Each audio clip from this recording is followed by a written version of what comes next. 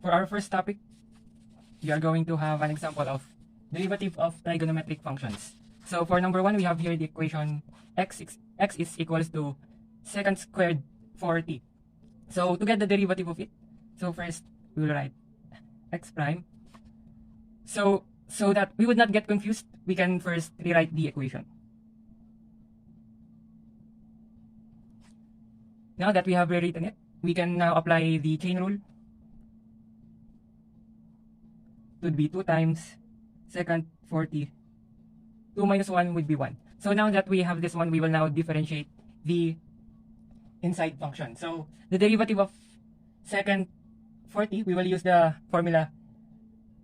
The derivative of secant u is equal to secant u times tan u times the derivative of times du dx. So for this one, we are just going to write secant 40 times tan 40. So now we are just going to differentiate the inside value, which is 4. So now that we have this equation, we can just combine the constant. 2 times 4 is equals to 8. Since we have the same equation, like this, secant 40 times secant 40, we can just simplify it. We can rewrite it as secant squared 40 times tan 40. So this would be our final answer for our problem number 1. X prime is equals to 8 times secant squared 40 times tan 40. So for our next topic, it would be the derivative of exponential and logarithmic functions. So for our next problem, we have here e raised to x times y is equals to x raised to y. So to solve for y prime, to solve for the derivative of y, we need to do implicit differentiation. So to do that, first let us differentiate both sides. So for the first one, the derivative of e raised to x times y, first we are going to use the formula e raised to u is times du dx. So first we will copy this. Now we are going to differentiate x times y. So we will just apply the product rule. So it would be x times 1 y prime plus the next one is y times 1. So this would be the first equation. So now we are going to differentiate the right side. So since the base is the variable and the exponent is variable, we cannot just use the formula that we have here. So to differentiate this, we are just going to get its natural logarithm. So when simplified, the equation would look like this: x raised to y times d over dx of ln x times y. So now we have this equation. We are just going to simplify it. So this would be e xy times x y prime plus y equals to x raised to y times. Now to differentiate this function, we are just going to use the product rule. So now our equation would be this: ln x times 1 y prime plus y 1 over x. So now we have this equation. We are just going to rewrite. First, let us distribute this function e raised to xy times x y prime plus e xy times y. And we are just going to rewrite this first. Times n x y prime plus y over x. Then we could also distribute the x raised to y to this inside function. So this would be x raised to y times ln x y prime plus x raised to y times y over x. We're just going to copy this equation right here. To solve for y prime, we need to combine the equations that has y prime in it. So to achieve that, we are going to transpose the equation that have y prime. So it would be e raised to xy prime minus x raised to y ln x y prime.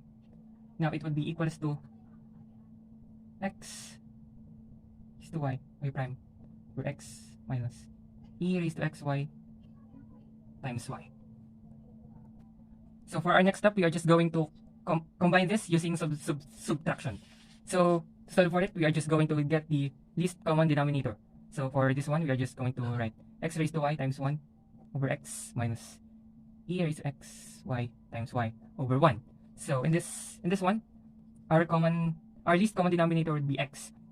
So now we are just going to divide, multiply.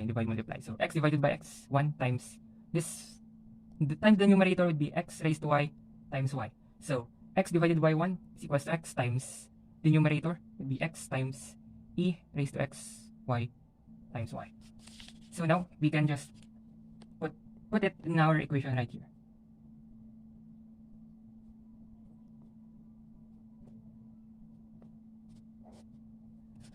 And for this one, now that we have the y prime on this side, we can just factor it out. So it would be y prime times e raised to x times y times x minus x raised to y ln x. Now for our next step, we are just going to divide both sides with this function. So it would cancel out. So this would be y prime. We are just going to copy it.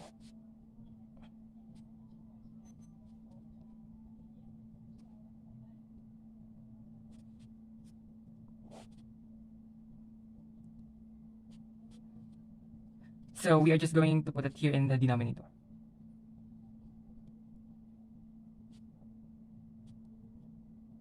So we can cancel out this one. So now we can rewrite it as this: y prime is equals to x raised to y times y minus y e raised to x y times y. And we can also distribute the x that we have here. So it would be, we are just going to add the exponent. So it will be x squared times e raised to x times y minus x raised to y plus 1 ln x. So this would be our final answer for example number 2. For our next topic, which is the hyperbolic function and inverse hyperbolic function. So we have here the example: z is equals to arctan cos 1/2 x. So to solve for this one, we are just going to use the formula for the derivative of arctan. So it would be du dx over 1 plus u squared. So first, to differentiate z prime. So first we are going to work on the numerator. So the first one would be du over dx. So first, this is our u, cos 1/2 x. So to get the derivative of it, we are just going to use the formula for cos u. It would be sin u du dx. So for this one, our answer would be this: sin, just copy the inside, 1/2 x. We are going to differentiate the inner function, which would be 1/2. So now our numerator is complete. We are just going to write 1 plus u squared. So we are just going to copy it. Squared. So now we have this equation. We are just going to simplify it. So it will be z prime equals to sin 1/2 x 1/2. So there will be 2 at the bottom. This 2, 1 plus cos of x squared. So in this one, this is already our final answer, since we cannot simplify it anymore. So the derivative is z prime is equal to sin 1/2 x over 2 times 1 plus cos 1/2 x squared, quantity squared. So that would be our third and last example for this part.